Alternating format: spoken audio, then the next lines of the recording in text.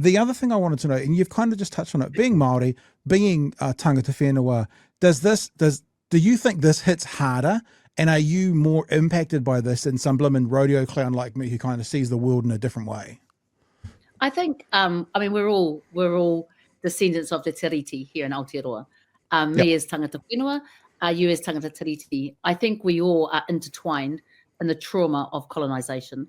Sure, my ancestors felt it and lost everything, but we're actually all part of the de-traumatising and trying to make this country the best it can bloody be. And having learnt those experiences, your role to de-traumatise and to not repeat that as one nation onto another is just as important as my feels. And so I think I don't want to assume that my pain is any less than another person who's a mama who's watching the babies or who's a husband watching the wife. I think, humanity for all of us and seeing it, the degradation of it as we're seeing now is really important for all of us. But what I will say is, as a survivor of colonisation, and the Taranaki Tribunal report has said, survivors of Holocaust, I absolutely empathise with the fact that we have the opportunity to help alleviate and add to those who are fighting against settlers and the settler colonial mentality. And it's not a war. I mean, it's disproportionately not a war.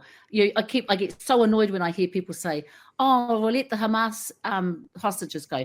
Okay, absolutely. 22 versus 11, 12,000 that are detained, that are held without any trial. Like, that's just the disproportionate killing and murdering, and the way that things are going are just absolutely something that this country should have understood. And so it's really, really hard when Winston's taken a stance that reflects that traditional Westernized caution and colonization, to actually see him any different. And I think for many of us in international law and global practice, that we need to be more humane in conflict. And I think, the conditions, I think he put about 6 reasons why, what was the word he used? The viable reasons that we can't support them.